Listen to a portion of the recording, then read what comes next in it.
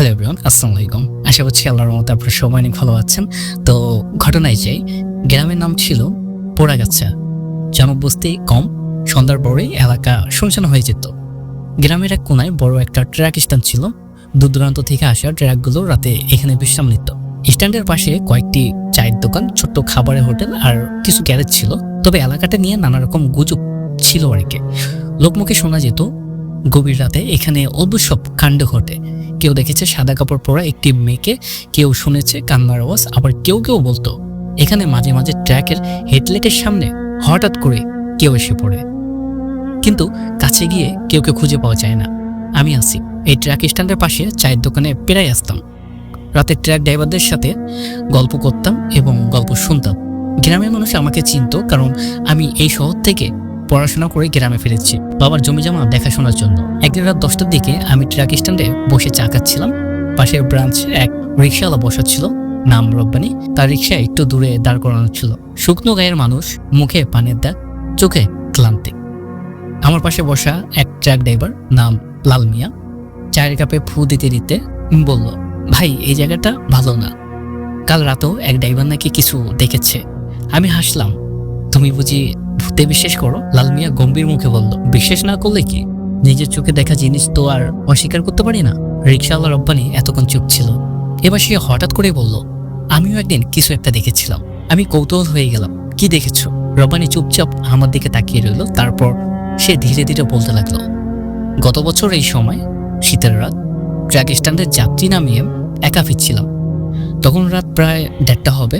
রাস্তা ফাঁকা, বাতাসটা ভারী লাগছিল।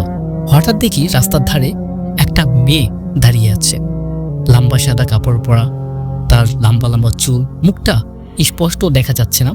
আমি ভেবেছিলাম নিশ্চয়ই কেউ অপেক্ষা করছে, কিন্তু রিকশায় একটু এগিয়ে নিয়ে যেতেই দেখি মেয়েটা আমার পাশে দাঁড়িয়ে আছে। আমার শরীর হিম হয়ে গেল, গলাটা শুকিয়ে গেল। চোখের সামনে মেয়েটা, কিন্তু আমি জানি কয়েক সেকেন্ড আগেও অনেক দূরে ছিল। আমি আর দাঁড়াইনি, প্যান্ডেল মেরে সামনে চলে এলাম। কিন্তু কিছু দূর যেতেই মনে হলো কেউ আমার রিক্সার পিছনে বসেছে। পিছনে তাকিয়ে দেখলাম কেউ হয়নি, কিন্তু একটা ঠান্ডা বাতাস যেন আমার গায়ে লেগেছে। আমি আর পাচ্ছিলাম না, জোরে প্যাডেল মেরে স্ট্যান্ডের দিকে ফিরে এলাম। সেই দিনের পর থেকে রাতের বেলা আমি আর ওই রাস্তার যাই না। রব্বানির কণ্ঠে সত্যিকারের ভয় ছিল। আমি হাসলাম না, কারণ তার মুখ দেখে মনে হচ্ছিল সে সত্যি কিছু দেখেছিল। এরপর কয়েকদিন কেটে গেল, আমি এই ঘটনা ভুলেই গিয়েছিলাম। এক রাতের কাজ শেষ করে বাড়ি ফিরছিলাম, তখন বাজে প্রায় 12টা। আমার মোটরসাইকেলের পেট্রোল কমে গিয়েছিল, তাই ভাবলাম ট্রাক স্ট্যান্ডের পাশে দোকান থেকে একটা বোতল পেট্রোল কিনে নিই। স্ট্যান্ডে পৌঁছেই দেখি চারপাশ কেমন যেন একটা অস্বাভাবিক নীরবতা। সাধারণত সময় কিছু ট্রাক দাঁড়িয়ে থাকে, চায়ের দোকান খোলা থাকে, কিন্তু সেই দিন পুরো এলাকা ফাঁকা। একটা ট্রাক দূরে দাঁড়িয়ে ছিল, কিন্তু আশেপাশে কোনো মানুষ নেই। আমি বাইক থেকে নামতে শুনলাম খুব হালকা একটা হাসির আওয়াজ, একেবারে মেরুলি হাসি, কিন্তু কোথা থেকে আসছে সেটা বুঝতে পারলাম না। আলোটা একটু কমিয়ে সামনে এগিয়ে গেলাম। দোকানটার দিকে তাকিয়ে দেখি দরজা অর্ধেক খোলা, কিন্তু কেউকে দেখা যাচ্ছে না। ভিতরে ঢুকে ডাক দিলাম, কেউ আছেন? কিন্তু কেউ সাড়া দিল না। আমি একটু ভয় পেলাম, কিন্তু নিজেকে সামনে রাখলাম। ঠিক তখনই পিছন থেকে একটা ঠান্ডা বাতাস আমার ঘাড় ছুঁয়ে গেল।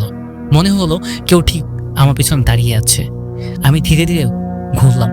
একটা মেয়ে, লম্বা সাদা কাপড় পরা, মুখটা পরিষ্কার দেখা যাচ্ছে না, কিন্তু চোখ দুটো যেন গভীর অন্ধকারের মতো। আমার দম বন্ধ হয়ে যাচ্ছিল। এক মুহূর্তের জন্যই আমি লড়তে পারছিলাম না। তারপর হঠাৎ করে মেয়েটা আমার দিকে এগিয়ে এলো। আমি পিছনে হোঁচট খেয়ে পড়ে যাচ্ছিলাম, তখনই শুনলাম একটা ট্রাকের হর্ন। আমার চোখের সামনে মেয়েটা মিলিয়ে গেল। আমি তাড়াতাড়ি বাইকে উঠলাম, এক মুহূর্ত দাঁড়াইনি। পাগলের মতো স্পিড বাড়িয়ে সোজা বাড়ির দিকে ছুটলাম। পরদিন সকালে ট্রাক স্ট্যান্ডে গিয়ে ঘটনাটি বললাম। লাল মিয়া আর রব্বানি বিশিন্ন মুখে শুনলো। তারপর লাল মিয়া চাপা গলায় বলল, এখানে বছর 10 আগে একটা মেয়েকে খুন করা হয়েছিল। ট্রাক চালকদের একজন নাকি তার উপর জোর খাটাতে চেয়েছিল, আর সে পালানোর চেষ্টা করেছিল, কিন্তু শেষমেশ ট্রাকের নিচে চাপা পড়ে মারা যায়। সেই রাত থেকেই এই এলাকায় অদ্ভুত সব ঘটনা ঘটে। আমি শিউরে উঠলাম, আমার দেখা মেয়েটি কি সেই মৃত আত্মা? সেই রাতের পর থেকে আমি আর গভীর রাতে ওই রাস্তা দিয়ে যাই না, কারণ আমি জানি সেখানে কেউ আছে যে এখনো অপেক্ষা করছে। গাইস, এই বলে ঘটনাটি শেষ করেছেন জাবেদুল হক পটুয়ারি। তো তার ঘটনাটি আপনাদের কেমন লাগলো অবশ্যই কমেন্টে জানাবেন। আর ভিডিওটি ভালো লাগলে লাইক করে দেবেন, খারাপ লাগলে ডিসলাইক করে দেবেন।